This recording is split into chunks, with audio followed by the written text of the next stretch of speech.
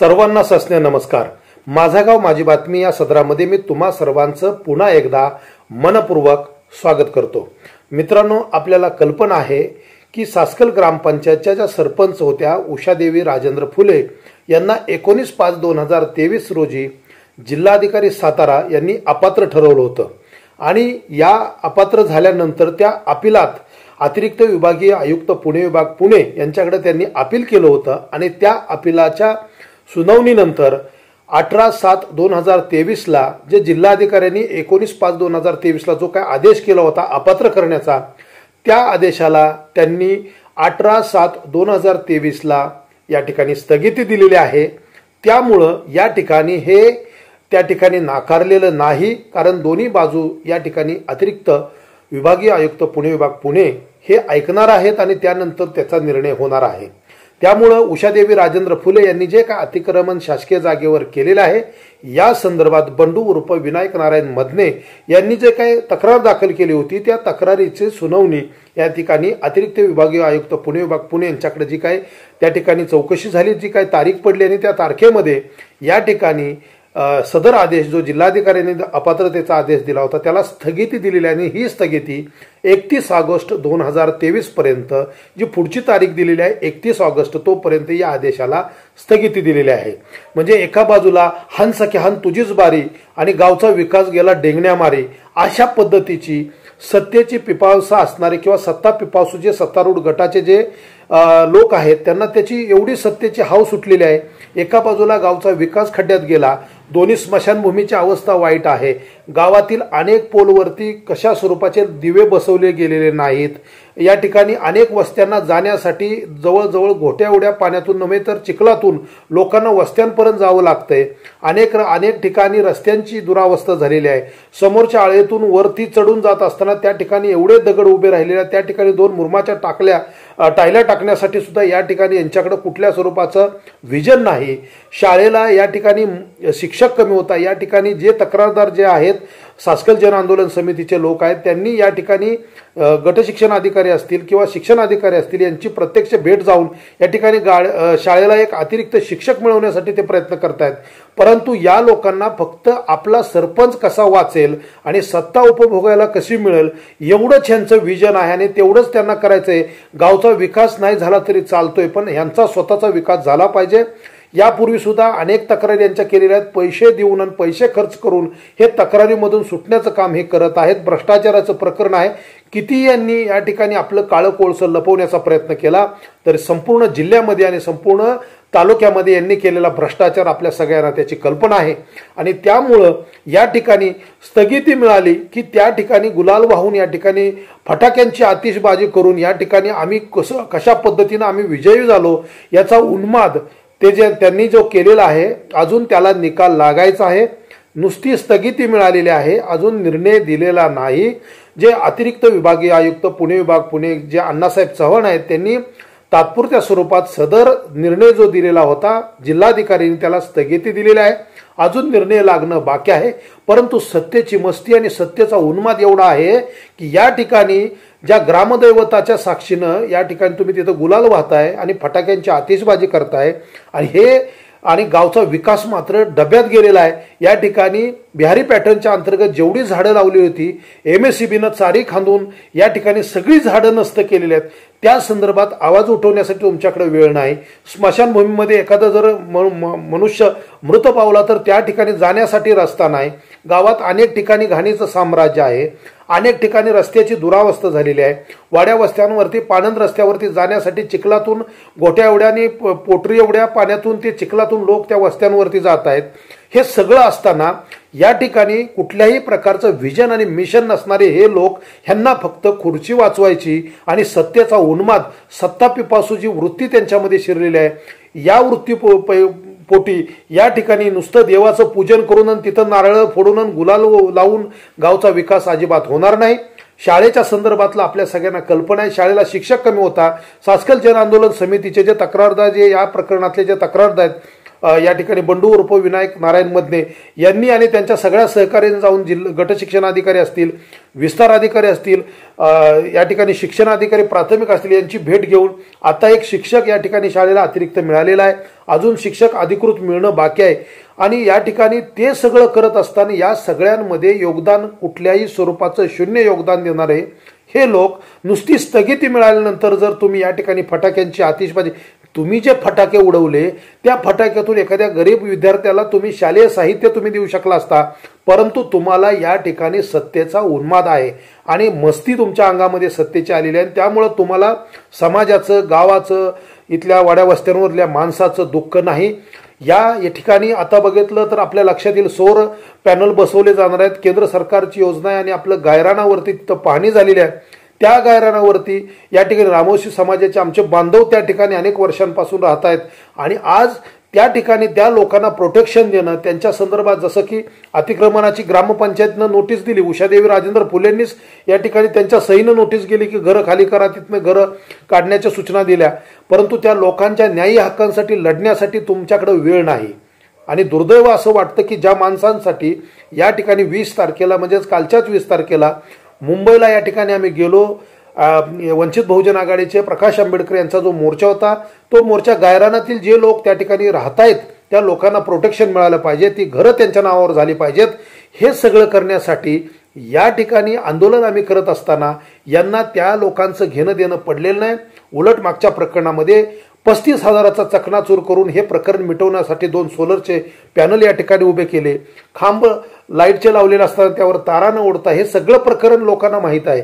आणि त्यामुळं तुम्ही भ्रष्टाचाराचे कितीही काळे कोळसे झाकण्याचा प्रयत्न केला आणि या ठिकाणी SB पाटील, जे सर्जेराव पाटील या कमिटीला तुम्ही कुठल्या प्रकारचे आमिष दाखवून तुम्हाला पाहिजे तसा तुम्ही निर्णय जर लावून घेतला असला तरी सत्य तुम्हाला माहिती आहे. तुम्ही तुमच्या मनाला विचारा. तुम्ही या ठिकाणी ग्रामदैवत श्री भैरवनाथाचं दर्शन घेत असताना आणि गुलाल वाहत असताना मनातून एकच मनात आणा की आम्ही भ्रष्टाचार केला नाही असं ठामपणे, छाती ठोकपणे सांगून त्या ठिकाणी गुलाल तुम्ही उचलणार आहात का, याचं सुद्धा उत्तर तुम्हाला द्यावं लागेल. आज मुलांसाठी शिक्षकांची कमतरता आहे. आज त्या ठिकाणी धोकादायक इमारत झालेली आहे. त्या इमारतीमध्ये 2 खोल्या बांधण्याचं काम या ठिकाणी गरजेचं तातडीनं आहे. त्याच पद्धतीनं अनेक ठिकाणी रस्त्यांच्या समस्या आहेत. अनेक गावातल्या जवळजवळ 7 ते 8 ठिकाणी मुख्य ठिकाणचे विद्युत दिवे गेलेले आहेत, ते तुम्हाला बसवायला वेळ नाही. फक्त आणि फक्त तुम्हाला या ठिकाणी सरपंच पद आपल्याकडे पाहिजे आणि टोप्या घालून आणि देवाचे कार्यक्रम करणं असेल किंवा पुढारपण करणं, याच्यासाठी तुम्हाला सरपंच पद पाहिजे. त्या सरपंच माऊलीला सुद्धा तुम्ही त्या पद्धतीचा सन्मान देताय का, तिचा सन्मान करताय का? अनेक योजना, अनेक कामं ही त्या सरपंचांना सुद्धा माहीत नसतात. ती तुम्हीच पुढं होऊन अजून काय तुम्हाला सरपंच म्हणून गावानं नेमलेला आहे, अशा पद्धतीनं तुम्हीच पुढारी होताय आणि तुम्हीच ती कामं मार्गी लावताय. म्हणजे सरपंचांना सुद्धा अंधारात ठेवण्याचं काम हे तुम्ही करताय. हे आम्हाला हे काय लपून राहणारी गोष्ट नाही. या ठिकाणी मी निक्षून सांगू इच्छितो की तुम्हाला निकाल तुमच्या बाजूने लागलेला नाही. 31 ऑगस्टपर्यंत सदर निर्णयाला, जो जिल्हाधिकाऱ्यांनी अपात्र केलेला जो निर्णय आहे, तो निर्णयाला स्थगिती मिळालेली आहे. तो काही निर्णय तुमच्या बाजूने लागलेला नाही. त्यामुळे लोकांना भ्रमित करू नका, लोकांमध्ये संभ्रम निर्माण करू नका. अजून त्या ठिकाणी हेअरिंग होणार आहे.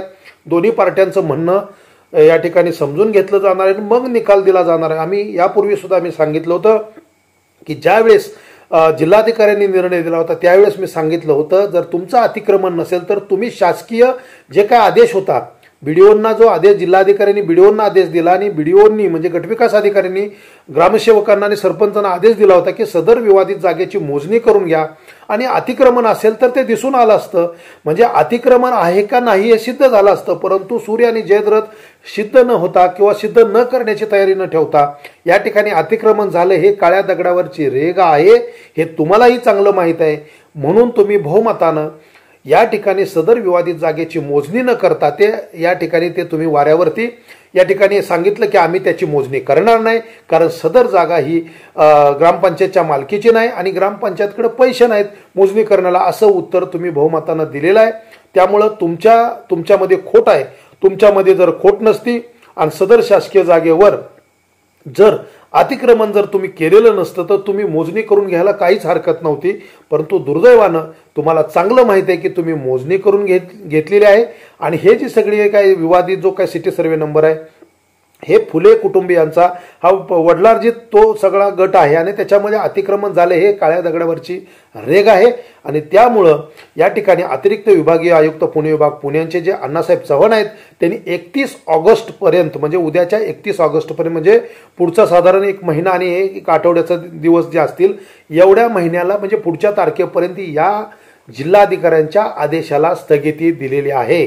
त्यामुळं निकाल तुमच्यासारखा लागलेला नाही, त्यामुळे फटाक्यांची आतिषबाजी केली काय आणि या ठिकाणी नारळ फोडून गुलाल एकमेकांना लावला म्हणून तुमची काळे कोळशे लपणार नाहीत। तुम्ही या ठिकाणल्या सामान्य माणसाच्या विधायक विकासाच्या कामाचे पैशांमध्ये तुम्ही अपार केलेला आहे आणि त्यामुळं आम्ही ते प्रकरण अजून मिटवलेलं नाही। आम्ही वाट पाहतोय की मुख्य कार्यकारी अधिकारी संबंधित ग्रामसेवकावर कारवाई काय करतायत, त्यानंतर आम्ही न्यायालयात सुद्धा जाण्याची आमची तयारी आहे, परंतु आम्ही वाट बघतोय। या ठिकाणी मी आणखी या व्हिडिओच्या माध्यमातून सवाल करेन, जे तहसीलदार आहेत, जे प्रांत आहेत किंवा जे जिल्हाधिकारी आहेत, आमचा मागासवर्गीय समाजाचा सदस्य आयुक्ताने त्यांचा अपील फेटाळलेला आहे, त्यामुळं मागासवर्गीय समाजाचे जे काही सदस्य आमचे आहेत ते अपात्र झालेले आहेत, त्याची निवडणूक तुम्ही कधी लावणार आहात। त्यामुळे मागासवर्गीय विकासाचा निधी सुद्धा हे टगे जे आहेत गावातले जे सत्तापिपासू लोक आहेत यांनी या ठिकाणी मागासवर्गीय विकासाचा निधी या ठिकाणी यांनी त्याची राख रांगोळी केलेली आहे। त्यामुळे मागासवर्गीय वस्तीमध्ये अनेक ठिकाणी पाणी साठतंय, समाज मंदिरामध्ये वायरिंग अशी लोंबकळलेली आहे, या ठिकाणी मागच्या बाजूच्या वरवंट्या पडलेल्या आहेत। हे सगळं असताना आमच्या समाजाचा प्रतिनिधी या ठिकाणी अपात्र झाल्यानंतर त्याची निवडणूक लावणं, पोटनिवडणूक लागणं हे काम महत्त्वाचं असताना त्या संदर्भात मात्र या ठिकाणी सत्तारूढ गट न्यायालयात जात नाही, अपिलासाठी त्या ठिकाणी जाऊन त्याचं सदस्यत्व अबाधित राहण्यासाठी प्रयत्न करत नाही, कारण आता त्याचा वापर करून झाला, आता त्याला सोडून दिलं। कारण तुम्हाला माहित आहे की आपला सरपंच वाचला म्हणजे आपल्याकडे सत्ता राहील, आपल्याला पांढऱ्या टोप्या घालून आपल्याला मिरवता येईल, सरपंचाला घरी बसून आपणच पुढारी सरपंच म्हणून करता येईल। अनेक गोष्टींमध्ये आम्ही लक्ष ठेवून आहोत। तुम्हाला असं वाटत असेल आणि ग्रामसेवकांना पण वाटत असेल की आमचं लक्ष नाही, आमचं चांगलं लक्ष आहे। या ठिकाणी विधायक विकासाचे अनेक कामं आहेत, शाळेचा प्रश्न आहे, पाणंद रस्त्याचे प्रश्न आहेत, स्मशानभूमीचा प्रश्न आहे, ज्या MSCBनं स्वतःची चारी काढण्यासाठी बिहारी पॅटर्नमध्ये लावलेली सगळी झाडं या ठिकाणी उन्मळून काढून टाकली। त्या MSCBच्या अधिकाऱ्यांना का तुम्ही धारेवर धरत नाही, त्यांना का सांगत नाही की आम्ही या ठिकाणी लावलेली झाडं तुम्ही तुमच्या JCPनं चारी काढताना आणि त्या ठिकाणी एक्सटेन्शन वाढवताना या ठिकाणी झाडं काढली, तेवढी झाडं तेवढ्या वर्षाचे 2-2, 3-3, 4-4 वर्षाची झाडं, मोठी झाडं आम्हाला इतर ठिकाणी तुम्ही लावून द्या, असं का त्यांच्याकडे आग्रह धरत नाही? त्यांना कोणता अधिकार आहे की रस्त्याच्या कडेची सगळी झाडं त्यांनी काढून टाकलेली आहेत, जी लावण्यासाठी ग्रामपंचायतनं सदर व्यक्ती ठेवून त्याला ते पैसे पण दिलेले आहेत, परंतु याच्याकडे बघण्यासाठी तुमच्याकडे वेळ नाही। तुम्हाला फक्त सत्ता पाहिजे आणि तुमचा सरपंच त्या खुर्चीवर बसला पाहिजे, मात्र त्या सरपंचाला सुद्धा तुम्ही मान द्यायला तयार नाही। सरपंच नावाला तुम्ही बसवताय आणि त्या सरपंचाचं पद तुम्ही स्वतःच उपभोगताय। त्यांना अनेक योजना आणि अनेक गोष्टी सरपंचांना माहीत नसतात। आज बेरडकीमधल्या लोकांची त्या ठिकाणी तुम्ही नोटीस सरपंचांनीच काढली होती, अतिक्रमण गायरानातली काढणं, हे सगळं तुम्हीच केलेलं आहे। आणि त्यामुळं माझं एवढंच म्हणणं आहे की लगेच हुरळून जाऊ नका, उन्मादी होऊ नका, सत्ता पिपासू होऊ नका। सत्ता ही अमरत्वाची गोष्ट नाही, सत्ता ही कायम टिकणारी गोष्ट नाही, ही क्षणिक आहे, थोड्या काळापुरती सत्ता असते। मी म्हणणारे आपल्याला सगळ्यांना माहिती आहे, चिमणराव कदम असतील किंवा शिवाजीराजे असतील, कुणी असतील, हे लोक सत्तेमध्ये आमदार होते, ते 2 वर्ष 2 टर्म 3 टर्म होते, त्यानंतर जनतेनं त्यांना घरी बसवलेलं आहे आणि तुम्हाला सुद्धा एक ना एक दिवस जनता घरी बसवणार आहे। आणि त्यामुळं थोडीशी आमच्याच काही गोष्टीच्या चुका झालेल्या आहेत, त्यामुळं तुम्ही सत्तेमध्ये बसलेला आहात, इथून पुढच्या काळामध्ये तुम्ही सत्तेमध्ये बसणार नाही याची काळजी आम्ही घेऊ। त्यामुळं आमचा प्लॅन तयार आहे। त्यामुळं तुम्ही उन्माद केला, तुम्ही फटाके उडवले, तुम्ही गुलाल वाहिला, तुम्ही नारळ फोडले, आम्हाला माहिती आहे की तुम्ही किती काळं कोळसं केलेलं आहे, किती ग्रामपंचायतच्या विकासाचा निधी तुम्ही खाल्लेला आहे आणि मग मागावून घसरगुंडी आणून टाकणार, मग मागावून 2-3 वर्षाचे ड्रेस देणार, मग खेळणी देणार, मग बेंच देणार, अंगणवाडीच्या ताई आमच्या पुढे येऊन तिथं रडणार, आणि त्यांनी अगोदर ते माहिती अधिकारात लिहून देणार, आम्हाला 2015 पासून कुठलीही खेळणी मिळाली नाहीत, आमच्या मुलांना ड्रेस मिळाले नाहीत. मग तुम्ही त्यांना जवळ घेऊन त्यांच्याकडून असं लिहून घेणार की आम्हाला सगळं साहित्य मिळालं. आणि नेमकी SB पाटील म्हणजे सर्जेराव पाटलांच्या समितीसमोर आदल्या रात्री घसरगुंडी होऊन टाकणार, अर्ध्या रात्री त्या ठिकाणी खेळणी येऊन पडणार, अर्ध्या रात्री मुलांचे गणवेश येऊन पडणार. हे लपून राहत नाही. तुम्ही कितीही झाकण्याचा प्रयत्न केला तर गावातल्या प्रत्येक माणसाला माहीत आहे. अडचण फक्त कुठं आहे की सोसायटी तुमच्याकडे आहे. अनेक लोकांना तुमच्या काम अजिबात मान्य नाही, तुम्ही केलेला भ्रष्टाचार माहीत आहे, परंतु सत्तेत राहण्यासाठी तुम्ही सोसायटीचा हत्यार वापरताय. सोसायटीमधली कर्ज या लोकांना देऊन तुम्ही त्यांना मिंदे करून घेताय आणि त्यांची मतं उपभोगून तुम्ही सत्तेच्या खुर्च्या भोगताय. अरे तुमच्यात एवढी जर ताकद असेल तर तुम्ही त्यांना या ठिकाणी गावातल्या प्रत्येक अल्पभूधारकांना तुम्ही सभासद करून घेणार का? त्यांना तुम्ही या ठिकाणी कर्ज देणार का? याची उत्तरं तुम्ही द्या. आणि मग सगळ्यांना तुम्ही कर्ज वाटा, सगळ्यांना सभासद करून घ्या आणि मग तुम्ही सत्ता येऊन दाखवा. मी तुम्हाला चॅलेंज देऊन सांगतो, तुमची सत्ता येऊ शकणार नाही. ज्या ज्या ठिकाणी तुम्हाला माहीत आहे की आपल्याला सत्तेचं गणित जुळवायचंय त्या माणसांना बोलवून कर्ज तुम्ही देताय, त्यांना कर्जमाफी देताय, पीक कर्ज देताय, बियाणं देताय आणि त्यांना तुम्ही आपलंसं करून घेताय. ही आमिष दाखवून तेही शेतकरी त्यांना फायदा होतोय म्हणून तुमच्या जवळ येत आहेत, परंतु तुम्हाला कोणीही चांगलं म्हणत नाही. हे लक्षात ठेवा. तुम्ही केलेला भ्रष्टाचार सगळ्या गावाला माहीत आहे. फक्त सोसायटीच्या नावाखाली तुम्ही त्या लोकांना आपलंसं करून घेतलं हे आम्हाला चांगलं कळतं. कारण राजकारण आणि समाजकारण हे दोन्ही गोष्टी आम्ही घेऊन बरोबर चाललेलो आहे. राजकारण आमचं फक्त विधायक विकासासाठी, आम्हाला खुर्चीचा मोह अजिबात नाही. आणि वैयक्तिक माझ्या कुटुंबानं तर 5 वर्ष सत्ता भोगलेली आहे, त्यामुळे आम्हाला सत्तेचा मोह अजिबात नाही. मी यापूर्वी सुद्धा सांगितलं की माझ्या कुटुंबातला कोणीही व्यक्ती त्या सत्तेसाठी सदस्य सुद्धा होणार नाही, कारण आम्ही 5 वर्ष सत्ता भोगलेली आहे. त्यामुळं आमचं एवढंच म्हणणं आहे की गावच्या विधायक विकासाची कामं रखडू नयेत. ती कामं जशी मंजूर झाली त्याच स्वरूपात ती कामं चांगल्या गुणवत्तापूर्ण व्हावीत. आणि या ठिकाणी एवढं माझं या मागचं म्हणणं आहे. त्यामुळं तुम्हाला असं वाटत असेल आज आम्ही गुलाल व्हायला, नारळ फोडला आणि फटाके उडवले म्हणजे आम्ही युद्ध जिंकलो. अरे तुम्हाला सत्तेमध्ये तुम्ही बसला, सासकल जन आंदोलन समितीचे जर उमेदवार उभे नसते तर तुम्हाला सत्ता काय मिळालीच नसती. या ठिकाणी भैरवनाथ पॅनलचे 6 सदस्य हे ठिकाणी निवडून आले असते, बाकीचे तुमचे आले असते, मी काय ते म्हणणार नाही, परंतु आमच्यामुळं तुम्ही सत्तेत बसलेला आहात. तेव्हा उन्मादी होऊ नका. या ठिकाणी पाय जमिनीवर ठेवून गावच्या विधायक विकासासाठी विरोधक असतील, इतर तुमचे जे सत्तारूढ गटातले आमचे जे काही विरोधक असतील त्यांना सुद्धा विश्वासात घेऊन गावच्या विकासासाठी, गावच्या शैक्षणिक असेल, सामाजिक असेल, आर्थिक असेल, समाजाचे अनेक प्रश्न आहेत, लोकांचे अनेक प्रश्न आहेत, त्यासाठी एकत्र येऊन विरोधकांना सुद्धा सोबत घेऊन चांगलं काम करण्याचं स्वप्न सत्यात उतरवण्यासाठी प्रयत्न करा. नाहीतर इथून पुढं ही तुमची शेवटची 5 वर्षे जे उरलेली आहेत ही तुमची शेवटची सत्ता आहे. पुढच्या येणाऱ्या 5 वर्षात तुमची सत्ता येणार नाही. ही काळ्या दगडावरची रेग आहे. तुमची कितीही तुम्ही प्रयत्न करा, कितीही माणसं फोडण्याचा आणि कितीही सोसायटीची कर्ज देऊन तुमच्याकडे माणसं ओढण्याचा प्रयत्न करा, तुमची सत्ता येणार नाही. येणारी पुढची सत्ता ही फक्त आणि फक्त तरुण वर्गाची सत्ता येईल.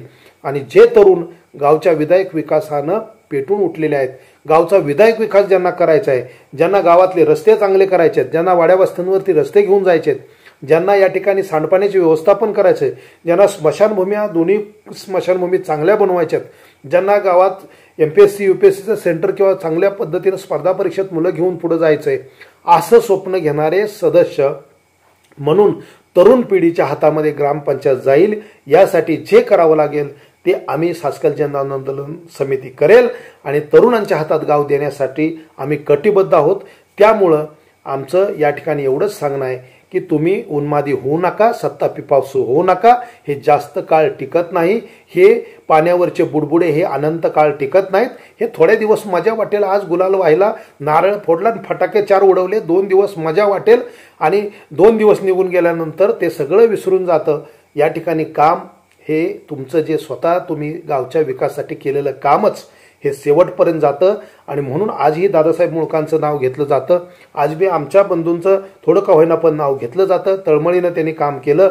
रस्त्याचा प्रश्न असेल, गावातल्या विकासाची कामं असतील, जे लोक काम करतात त्यांचं नाव लोक घेत असतात.